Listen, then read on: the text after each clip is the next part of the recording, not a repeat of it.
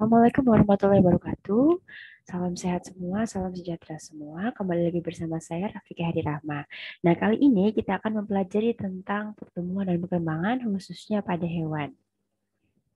Pada pertemuan sebelumnya, kita sempat membahas tentang pertumbuhan dan perkembangan pada tumbuhan, yaitu ada faktor-faktor yang mempengaruhinya, ada faktor internal dan faktor eksternal. Faktor internal itu ada gen dan hormon. Nah, kemudian untuk faktor eksternal itu faktor-faktor abiotik ya, seperti cahaya, air, kemudian mungkin kelembapan dan sebagainya. Nah, pada pembahasan kali ini kita akan membahas tentang pertumbuhan dan perkembangan pada hewan. Nah, sebelum lanjut, sedikit bahas tentang grafik pertumbuhan dan perkembangan. Nah, grafik ini berkaitan pada pertumbuhan dan perkembangan baik pada tumbuhan maupun pada hewan. Nah, selanjutnya saya akan share screen grafiknya.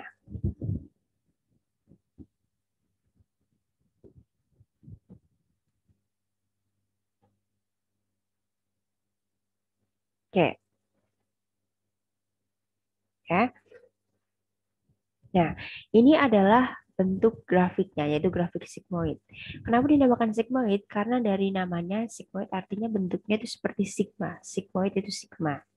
Nah, di sini ada mengambil contoh di sini dari grafik pertumbuhan bakteri, di mana grafiknya itu dari bawah, kemudian naik ke atas, kemudian ada turun lagi.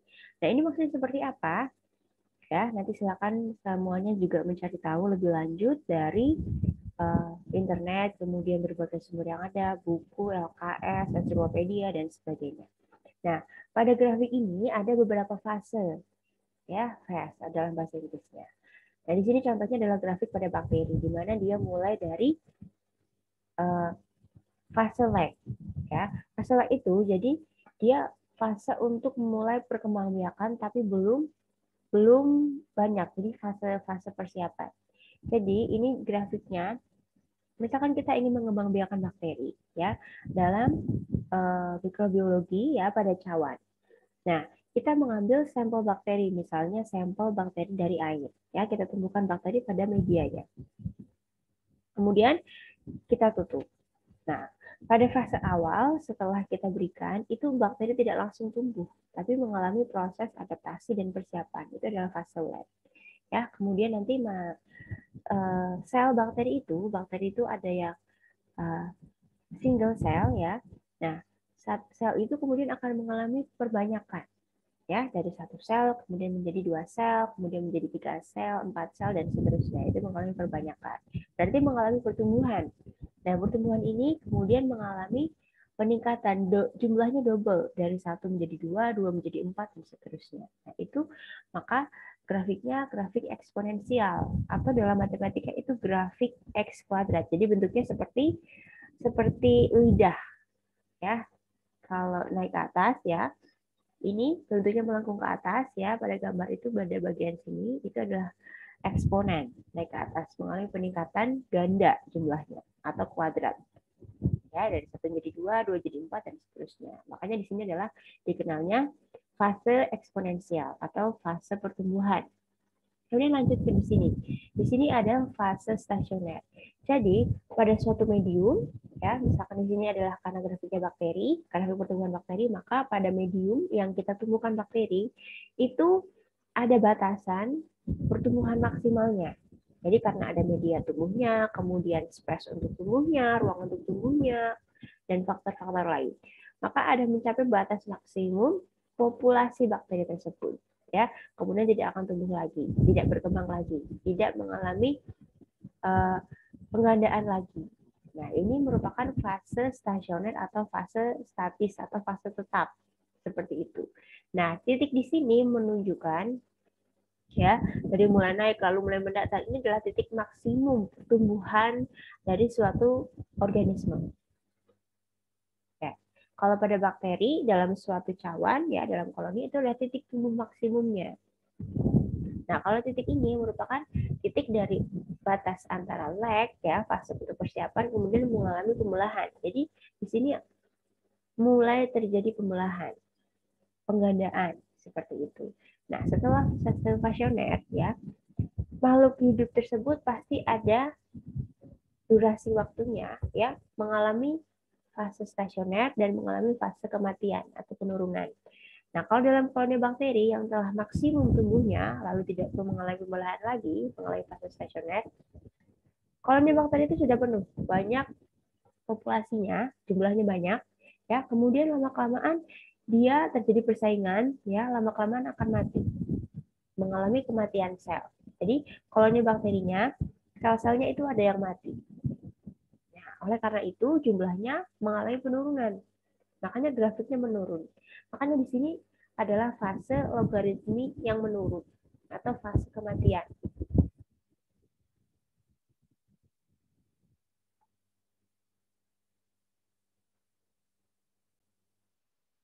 Nah, kita lanjut lagi.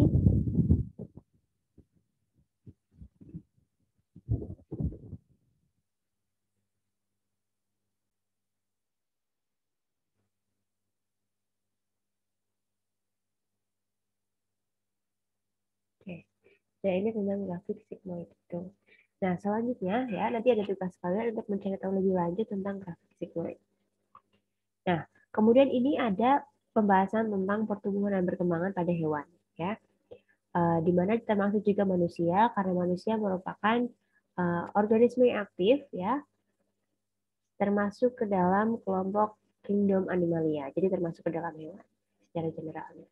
Nah, pertumbuhan dan perkembangan pada hewan, ya, secara general ada dua fase, yaitu yang pertama adalah fase embrionik dan yang kedua fase setelah embrionik atau pasca embrionik. Nah, pada fase embrionik ini dari namanya embrio, jadi dimulai pada saat dia tumbuh di dalam. Kalau pada manusia itu kan dia mengalami um, kehamilan, ya, kehamilan. Nah, pertumbuhannya di dalam tubuh ibu, ya. Jadi fase embrionik itu kalau pada manusia dimulai dari saat terbentuknya zigot. Nah, zigot ini diawali dari pertemuannya sperma dan ovum, mengalami fertilisasi atau peleburan, ya, kemudian akan membentuk zigot. Nah, fase embrionik itu dimulai dari sejak terbentuknya zigot sampai dengan melahirkan, sampai dengan bayi tersebut itu lahir.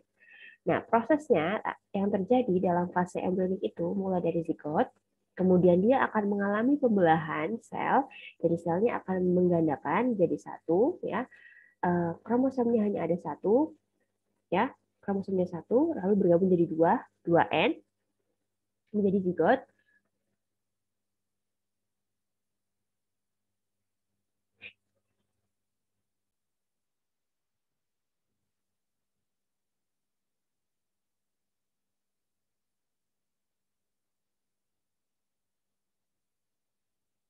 Oke. Nah, jadi dari mengalami pembelahan, penggandaan menjadi namanya morula yang pertama. Nah, morula itu terus kemudian mengalami pembelahan, tapi sambil dia membentuk rongga. Jadi dari 2N, ya, nanti akan mengalami pembelahan, penggandaan, jadi semakin banyak, sambil pada saat blastula dia membentuk rongga. Ya, jadi di dalamnya kosong, tapi di luarnya merupakan sel-sel. Seperti itu. Nah, rongga tersebut dinamakan blastosol. Tapi secara keseluruhan dia membentuk namanya blastula. Nah, setelah blastula nanti dia akan masuk ke tahapan pembentukan gastrula. Di mana dari bentuk blastula di mana di tengahnya ada sel dan di dalamnya berongga, nanti ujungnya dia akan mengalami pelekukan ke dalam sedikit. Nah, dia masih akan membentuk rongga yang namanya gastrosol. Seperti itu. Dan nanti setelah tahapan gastrula selesai, nanti dia dilanjutkan dengan proses organogenesis. Organogenesis di sini adalah proses pembentukan organ-organ. Jadi pada bayi itu daripada janin, ya, setelah selnya terbentuk, kemudian dilanjutkan oleh pembentukan organ-organ, sel-sel untuk membentuk organ, jantung, mata, kemudian tulang-tulang, seperti itu dan sebagainya. Nah, ini terjadi pada manusia itu pada saat gestasi atau kehamilan. Nah, kemudian bayi tersebut lahir. Nah, setelah lahir maka akan memasuki fase pasca embrionik atau setelah tahapan embrio. Nah, setelah tahapan embrio, itu kalau kita lihat bahas pada manusia, itu dia mengalami pertumbuhan, kemudian diiringi juga dengan perkembangan. Pertumbuhan dan perkembangan itu saling berkaitan, saling bertaut, tidak terpisahkan. Nah, pada bayi itu ada pada usia-usia tertentu dia mulai berkembang, mulai dari pada awalnya itu dia merangkak, kemudian belajar untuk berjalan, setelah berjalan dia akan belajar berbicara, setelah berbicara dia akan belajar untuk berlari, dan sebagainya. Sambil diiringi oleh bertambah tinggi, bertambah berat badan, bertambah banyak massa tubuh, diameter lingkar paha, lingkar lengan itu semakin besar. Nah, kalau pada manusia untuk pertumbuhannya itu dilihat dari bertambah tingginya, ya biasanya dilihat untuk pengontrolan ya, untuk tubuh normal atau ideal ya, itu pada berat badan, kemudian tinggi badan. Seperti itu. Nah, kalau pada bayi yang baru lahir itu dikontrol pertumbuhannya. Ada yang namanya KMS atau singkatan dari Kartu Menuju Sehat.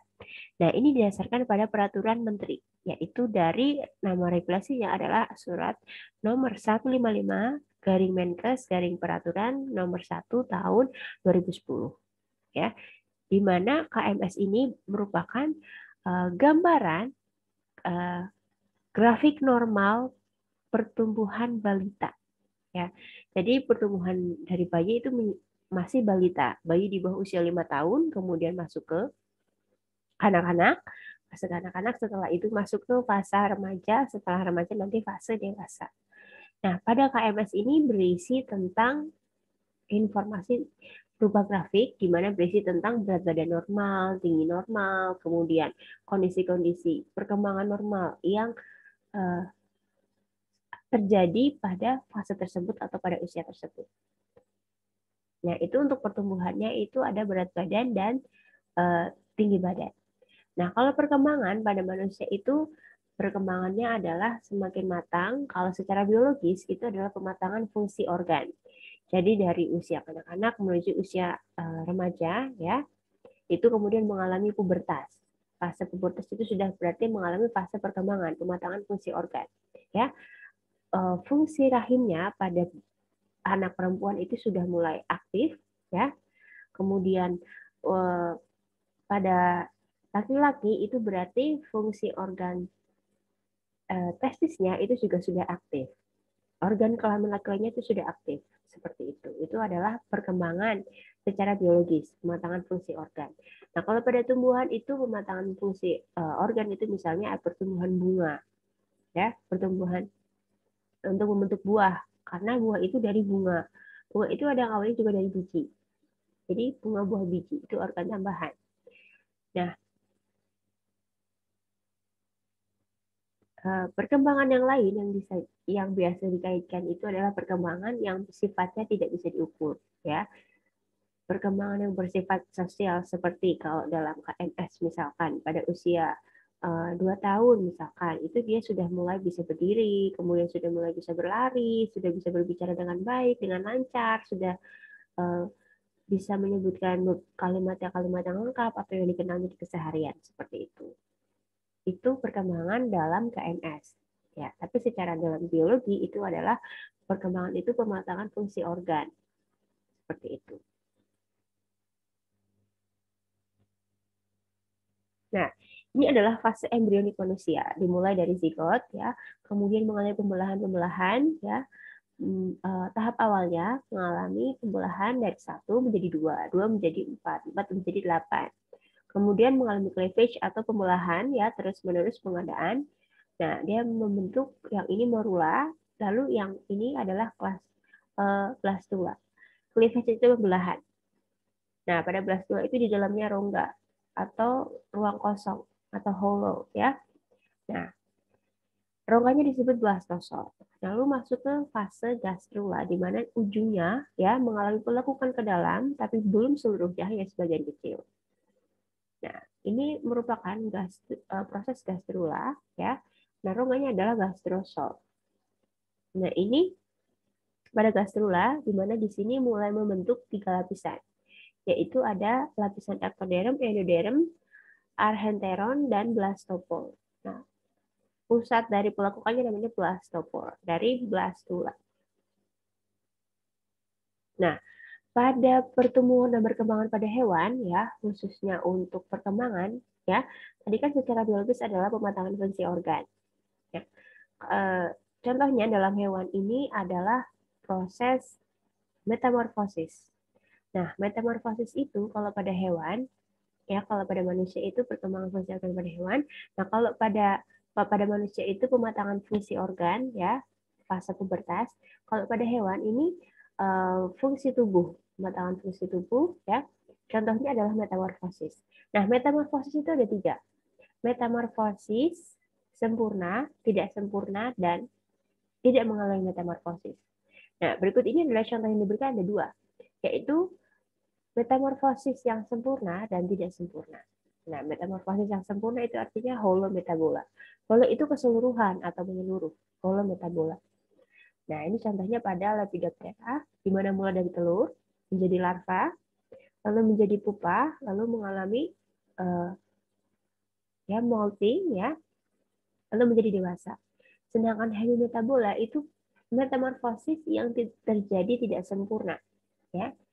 Jadi tidak ada fase pupa atau prosesnya tidak sekompleks atau selengkap pada fase holometabola. Nah, kalau metamorfosis tidak sempurna disebutnya hemimetabola.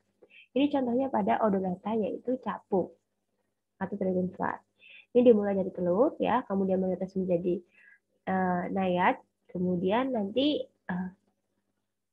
akan membentuk individu dewasa. Jadi prosesnya lebih cepat, tidak sekompleks pada holometabola. Nah, selanjutnya kaitannya dengan pertumbuhan dan perkembangan, ya.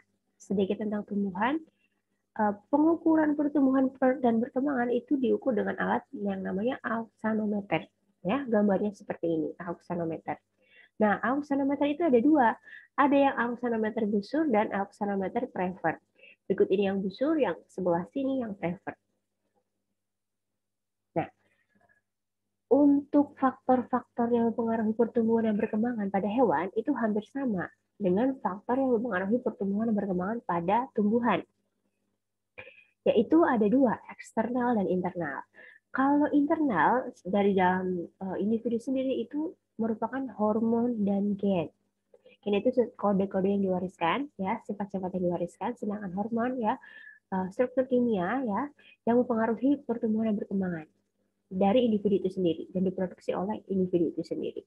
Nah, hormon yang mempengaruhi perkembangan dan pertumbuhan pada hewan itu ada beberapa. Misalnya hormon yang berkaitan dengan pertumbuhan. Itu ada beberapa saling berkait karena prosesnya biologis saling berkait satu dengan lainnya.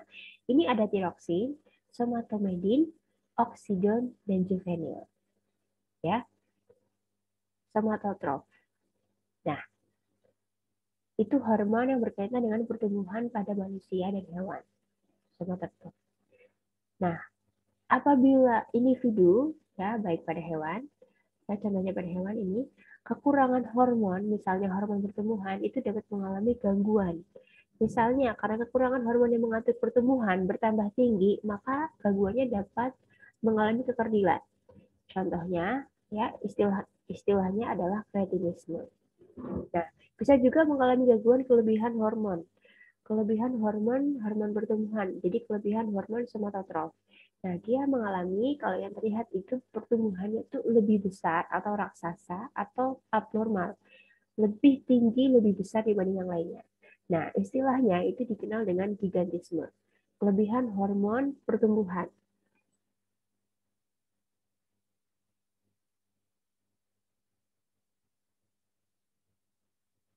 Nah, hormon pertumbuhan pada manusia itu ada tiroksin. Nah, tiroksin ini dihasilkan oleh kelenjar gondok atau tiroid. Kemudian ada juga GH, singkatan dari growth hormone. Ya, GH ini disebut juga dengan somatotropin atau STH, singkatannya dikenal dengan STH. Nah, kemudian ada juga hormon androgen dan testosteron. Nah, ini lebih banyak, ya, terdapat pada pria. Ya, di sini mengatur perkembangan organ reproduksi serta memunculkan tanda-tanda kelamin sekunder pada pria. Jadi pematangan organ reproduksi serta pertumbuhan sekunder, ya, tanda-tanda sekunder pada pria. Nah, kalau pada wanita, hormon yang berkaitan dengan organ reproduksi adalah estrogen dan progesteron.